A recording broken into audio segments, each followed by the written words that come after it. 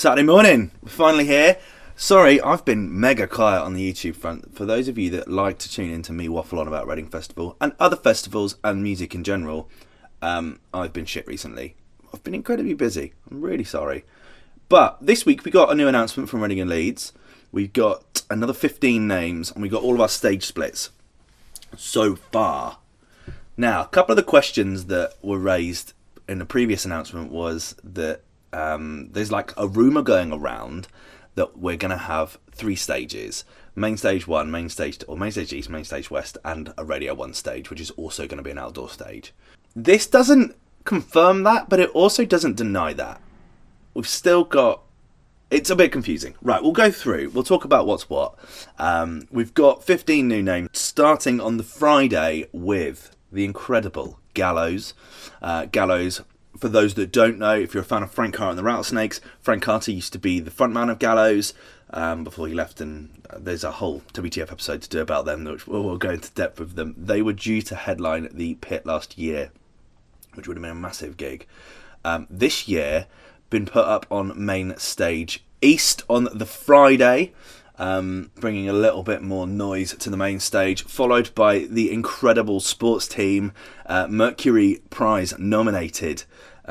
Well done, Michael Kiwanuka, for winning, but Mercury Prize nominated sports team, who have just had a phenomenal kind of 12 months, were due to headline the Festival Public stage last year. This year brought forward to play on the main stage east. So on the main stage east on Friday, we now have Stormzy, Lewis Capaldi, Mabel, MK, Gallows and sports team. On the main stage west, headlined by Catfish and the Bottommen, supported by AJ Tracy, Madison Beer, Ash Nico, Jack Harlow, and newcomers Nova Twins, who I know absolutely nothing about, and Drea Mack, who I also know nothing about. WTF episodes for them are on the way, of course. Moving on to the Saturday, of course, headlined by Post Malone and Disclosure on the 2 main stages. 2 new names added. Number 1 is Salado, who's been added to the main stage west, just after Fever 333. I believe we did a WTF episode about Salado last year, so if you want to know more information about Salado, go and check that out. Let's just confirm that. Did I can't remember. Yeah, 10th of March. Oh, I remember doing Salado. Yeah, cool. So, if you want more information about Salado, you can go and check out that WTF episode over on the channel. And also, for the 4th year on the trot, maybe? Yeah, I think it is. The Wombats. The Wombats are playing on the main stage west, supporting Disclosure currently, which I think means on that Saturday, it's going to go the Wombats, followed by Two Door, followed by Disclosure, followed by Post Malone, which is a fucking great run of artists on the main stage there. So the run on the Saturday on the main stage east goes Post Malone, Two Door Cinema Club, Doja Cat, Sigrid and Bieber Doobie, and on west we go Disclosure, Wombats, DaBaby, Salado, Fever 333. Salado, Fever 333, DaBaby, the Wombats, Bieber Doobie and Post Malone all have WTF episodes ready to go and watch if you want to go see those. We've done them all in the past. A few of those will update. Obviously, we're going to update Post Malone because he's a headliner now and we're going to do a playcast for him. Wombats, I don't think they've released anything new since, so probably that's still relevant unless they release something new and we can do a little updater. Moving on to the Sunday, we see a big amount of new names. 1, 2, 3, 4, 5, 6, 7, 8, 9 new names. Obviously headlined by Queens of the Stone Age and Liam Gallagher. On the new name front, we have Jerry Cinnamon, who of course was announced for last year. I actually have a WTF episode written, recorded, nearly finished, edited for Jerry Cinnamon, so that one will be good to go really soon. Probably needs a little update because I think the Bonnie wasn't out when I recorded it, so we'll have a look. Just an artist that is in huge demand and loved by all, and the man literally did it all by himself, which I find really fascinating. Not that shocked because he's brought over from last year, but I understand that. Same with KSI, who is just kind of going from bigger to bigger to bigger to bigger. Started off obviously as a YouTuber. Had that big fight with Logan Paul a couple of years ago, I believe over Reading weekend. I think that was right. I think 2018. I think it was over Reading weekend. Last year was due to play the One Extra stage.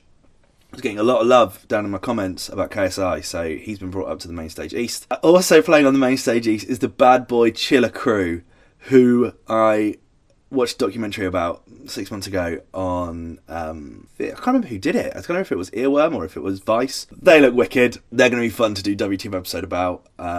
Later on, we've also going to talk about Crewcast. I think there could be a little rivalry between the two. I think that would be hilarious. Nico B has been added to the Sunday. I don't know anything about Nico B. Also, new Crewcast, who we just mentioned. WTF, one of the best WTF episodes of last year, of 2019, was about Crewcast. I knew nothing about them when I started. There's a rabbit hole to go in if you like UK dance music, if you like jungle, if you like garage, if you like house, if you like big EDM sounds. Crewcast is a group of lads from Nottingham and definitely worth looking at. Girl in Red, who was announced for last year, we did the WTF episode for in April, just during the start of lockdown. What an amazing artist she is. Mega excited to see her. Really happy she's been brought forward to this year. Another new name, Ivorian Doll. Know nothing about Ivorian Doll. So if there's anything out there that you think I should be checking out, then recommendations please. 100 Gex and Sophie Tucker are already announced. Blocks and Hot Milk are the two other new names, both played in 2019. Blocks were due to play the main stage this year in 2020, being brought forward as they have their debut album out. That's no shocker to me. Hot Milk, they're that kind of Reading sound, so I'm not surprised at all. Also balances out some of the genders a little bit there, I think, which is a bit nicer to see. But all in all, I'm pretty happy with this. On to the point about the stage splits. I really don't think that rumour's going to be true. If you're going to have a festival, then you're going to have a festival. If you're going to charge 260 quid for a festival, if you're going to charge 250 quid or whatever it is for a ticket, then I think it needs to probably have more than 3 stages. I don't know how they're going to try and justify it if they don't do that, but we'll see. This looks to me like they've split the stages up. So you've got main stage East and West on Friday, Saturday and Sunday. Except when you go down to the Sunday on main stage East. From a graphic design perspective, if you're trying to communicate your message, they've left a big gap next to KSI.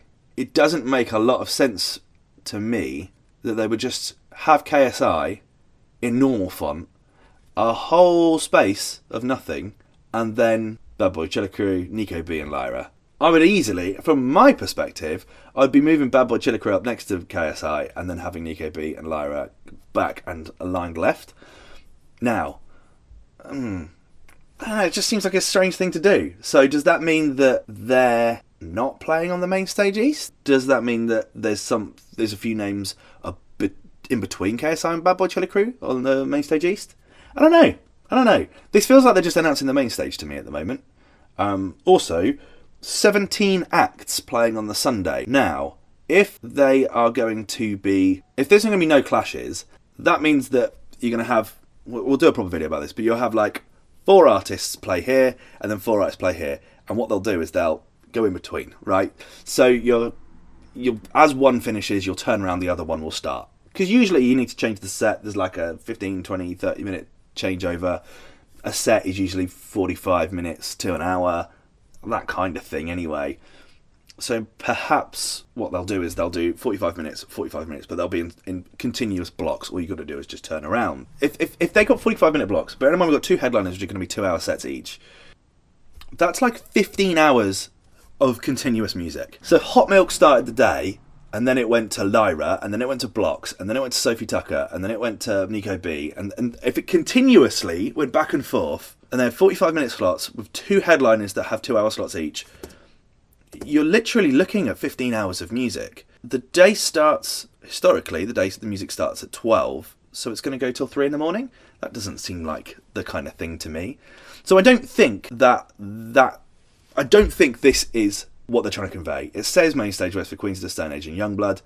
Neck Deep, Crewcast, Girl in Red below.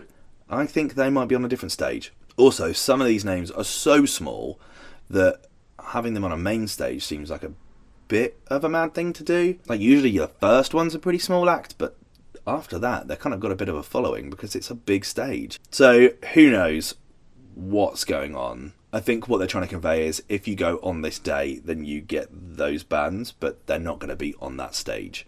Also, if you go to the Reading and Leeds website, and you try and go to line up and then click on stages, it says stage splits will be announced at a later date. So there are going to be, bearing in mind they've already split all the stages on this poster, it says to me that there's going to be more stage splits. That's where I'm at with this. I don't know what you think. What do you think about this next announcement? I'm happy. There's some good names on here. Look, at the end of the day, if this was the final poster and I was paying 250 quid, I'd be a bit pissed off. But then equally, I'd probably go because you've got the run in now, innit? You can't stop at 13 years. There's not a lot of artists here that I haven't seen before. And that's no surprise because they're the big artists. They're announcing the headliners who will have played and had many tours. And of course you're going to have seen them. People like AJ and Catfish, Stormzy, Sports Team, Disclosure, the Wombats. Like, they're all artists that I've seen before. However, there are people... Stormzy I haven't seen. What I'm looking for now are the little gems. The little gems during the day. I want to round my day off with Stormzy and Catfish and the Bottom but I want a day of going and discovering amazing new bands. That's where I'm at with this at the moment. But, what do you think? What do you think about that rumour about the stage splits? It doesn't make any sense to me. I'd like to know what you have to say. Who's missing from the next announcement that you want? Like, who do you want to be announced before you buy your ticket? Is this enough? Is this enough for you to go, yep, I'm there? I would like to know your thoughts in the comment section below. We'll try and do a playcast about acts that are on their way. But, you know, I'm a busy boy these days, so it's pretty hard. I'm trying really hard to bosh out some more content. It's just crazy with my other job at the moment, so I'm really, really sorry. But I'd love to know your thoughts in the comment section below, and I will see you in the next one. Cheers. Bye.